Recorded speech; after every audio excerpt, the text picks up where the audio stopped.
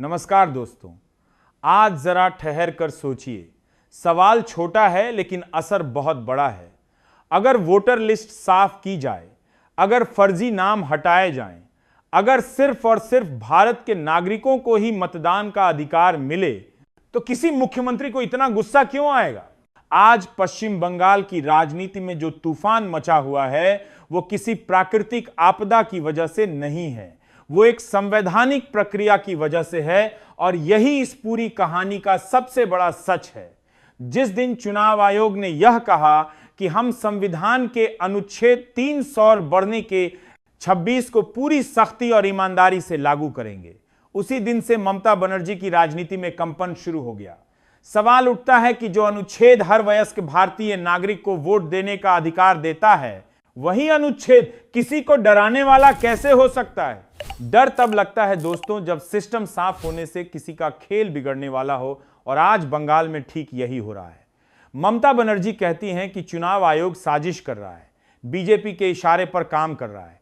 लेकिन जरा याद कीजिए, यही चुनाव आयोग 2021 में भी था, यही मशीनरी थी, यही नियम थे। तब इसी चुनाव आयोग ने ममता बनर्जी को मुख्यमंत्री बनवाया था। तब यह आयोग स्वतंत्र था, निष्पक्ष था, लोकतंत्र का रक्षक था। और आज अचानक वही आयोग तानाशाह हो गया, बीजेपी का एजेंट हो गया। क्या लोकतंत्र की परिभाषा सत्ता के हिसाब से बदल जाती है?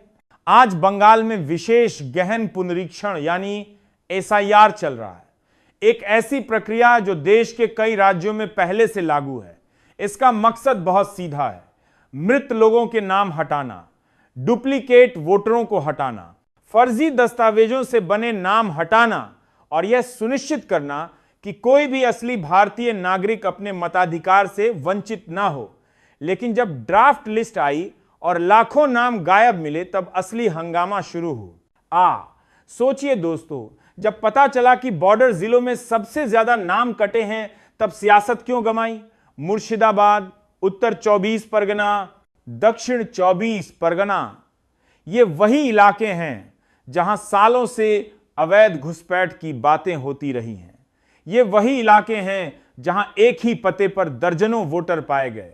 ये वही इलाके हैं जहां एक व्यक्ति सैकड़ों लोगों का पिता बना हुआ था।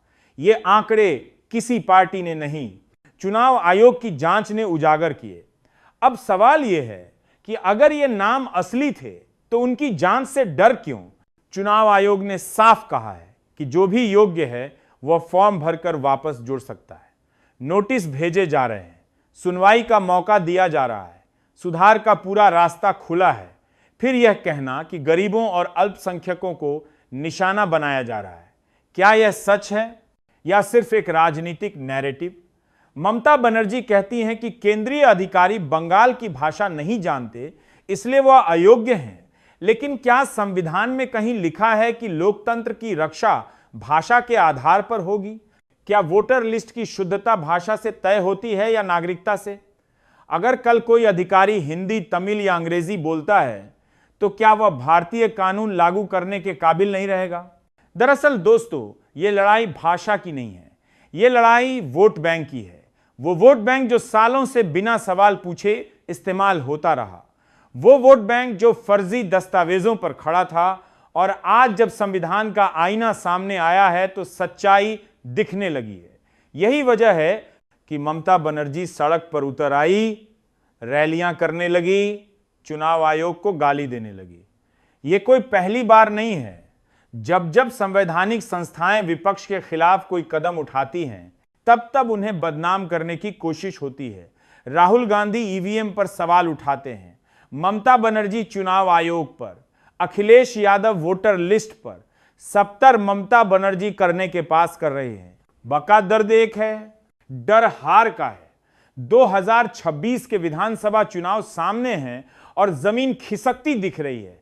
बंगाल की जनता सवाल पूछ रही है, अगर आपकी सरकार इतनी मजबूत है, अगर आपका जनाधार इतना पक्का है, तो वोटर लिस्ट साफ होने से आपको क्या नुकसान? नुकसान तभी होता है जब खेल गड़बड़ हो। पंचायत चुनावों में हिंसा, बूथ लूट, विपक्षी कार्यकर्ताओं पर हमले, ये सब बंगाल का हालिया इतिहास है। और अब जब चुनाव आयोग निष्पक्षता की कोशिश कर रहा है, तो उसे भी दुश्मन बना दिया गया। दोस्तों, यह सिर्फ चुनावी मुद्दा नहीं है, यह राष्ट्रीय सुरक्षा का सवाल है। बॉर्डर राज्य में अवैध घुसपैठ सिर्फ वोट का मसला नहीं, देश की सुरक्षा का मसला है। अगर कोई विदेशी नागरिक वोट डालता है तो वह सिर्फ एक बटन नहीं दबाता, वह भारत के भविष्य पर असर डालता है। और अगर कोई सरकार इसे नजरअंदाज करती है तो सवाल उस सरकार की नीयत पर उठता है।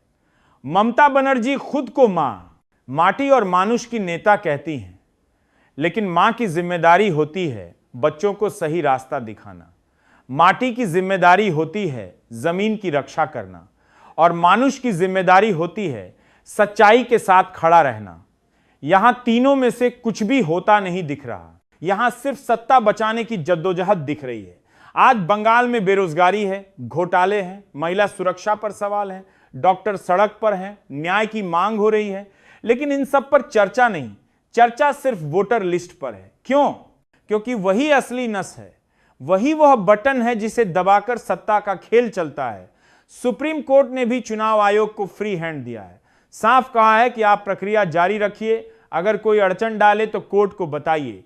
इसके बावजूद बूथ लेवल ऑफिसर्स पर दबाव, धमकी, राजनीतिक मीटिंग्स, ये सब खबरें सामने आ रही हैं। ये लोकतंत्र है या दबाव की राजनीति? दोस्तों, आज का बंगाल एक चेतावनी है। अगर आज वोटर लिस्ट की शुद्धता पर सवाल उठेगा तो कल चुनाव की विश्वसनीयता पर उठेगा और परसों लोकतंत्र ही कटघरे में खड़ा होगा। इसलिए यह लड़ाई किसी पार्टी की नहीं है, यह लड़ाई सिस्टम की है। आज जब चुनाव आयोग संविधान की किताब खोलकर खड़ा हो गया है तो अचानक संविधान ही खतरे में बता दिया गया। सोचिए, अगर यही प्रक्रिया किसी ऐसे राज्य में होती जहां टीएमसी सत्ता में नहीं होती तो क्या ममता बनर्जी तब भी सड़क पर उतरती? क्या तब भी रैलियां होती? क्या तब भी आयोग को गालियां दी जाती? जवाब साफ है, नहीं। क्योंकि समस्या प्रक्रिया से नहीं है, समस्या परिणाम से है। दोस्तों, लोकतंत्र में सबसे पवित्र चीज अगर कोई है तो वह है मतदाता सूची। अगर वहीं गड़बड़ है तो चुनाव सिर्फ एक औपचारिकता बनकर रह जाता है। और यही वजह है कि दुनिया के हर लोकतांत्रिक देश में वोटर लिस्ट की सफाई को गंभीरता से लिया जाता है। भारत में भी दशकों से यह प्रक्रिया चलती रही है। पहले भी नाम कटते थे, पहले भी जोड़ते थे, लेकिन तब इतना हंगामा क्यों नहीं हुआ? क्योंकि तब यह किसी खास पार्टी के हितों पर चोट नहीं कर रही थी। आज ममता बनर्जी इसे मुस्लिम विरोधी बता रही हैं। यह सबसे खतरनाक मोड़ है दोस्तों। किसी संवैधानिक प्रक्रिया को धार्मिक चश्मे से देखना समाज को बांटने का सबसे आसान तरीका होता है। सवाल यह नहीं है कि नाम किस धर्म के कटे, सवाल यह है कि नाम वैध थे या नहीं। अगर कोई हिंदू फर्जी है तो उसका नाम भी कटना चाहिए। अगर कोई मुस्लिम फर्जी है तो उसका भी कानून धर्म नहीं देखता, कानून योग्यता देखता है। लेकिन जब राजनीति धर्म के सहारे चलती है तो सच सबसे बड़ा दुश्मन बन जाता है। इसलिए डर फैलाया जाता है, इसलिए कहा जाता है कि गरीबों को वोट से वंचित किया जा रहा है, जबकि हकीकत यह है कि गरीब सबसे ज्यादा तब ठगा जाता है जब उसके नाम पर कोई और वो टी डालता है। फर्जी वोटर हटेंगे तो असली गरीब का वोट मजबूत होगा, लेकिन यह बात शायद सत्ता को रास नहीं आती।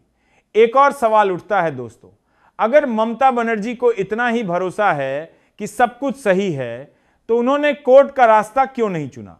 चुनाव आयोग के खिलाफ कानूनी लड़ाई क्यों नहीं लड़ी? क्योंकि वहां सबूत चाहिए होते हैं, नारे नहीं चलते। वहां भावनात्मक भाषण नहीं, दस्तावेज बोलते हैं। और शायद यहीं पर पूरी राजनीति फंस जाती है। आज बंगाल में माहौल बनाया जा रहा है कि केंद्र बनाम राज्य की लड़ाई है, लेकिन यह केंद्र बनाम राज्य नहीं है, यह संविधान बनाम सत्ता की लड़ाई है। चुनाव आयोग किसी पार्टी का नहीं होता। आज वह किसी और के खिलाफ कार्यवाही करे तो कल आपके खिलाफ भी कर सकता है। यही उसकी ताकत है और यही उसकी जरूरत है। आप तय कीजिए कि आप किसके साथ हैं, उस संविधान के साथ जिसने आपको वोट का अधिकार दिया, या उस राजनीति के साथ जो फर्जी वोट पर टिकी है। समय बदल रहा है, जनता समझ रही है, साफ चुनाव होंगे तो साफ नतीजे आएंगे, और शायद यही बात कुछ लोगों को सबसे ज्यादा डराती है। आपकी क्या राय है? क्या वोटर लिस्ट का शुद्धिकरण गलत है या जरूरी? क्या संवैधानिक संस्थाओं पर सवाल उठाना लोकतंत्र है या कमजोरी? कमेंट में जरूर बताइए। जल्द मिलेंगे एक और बड़ी सच्चाई के साथ। तब तक के लिए नमस्कार।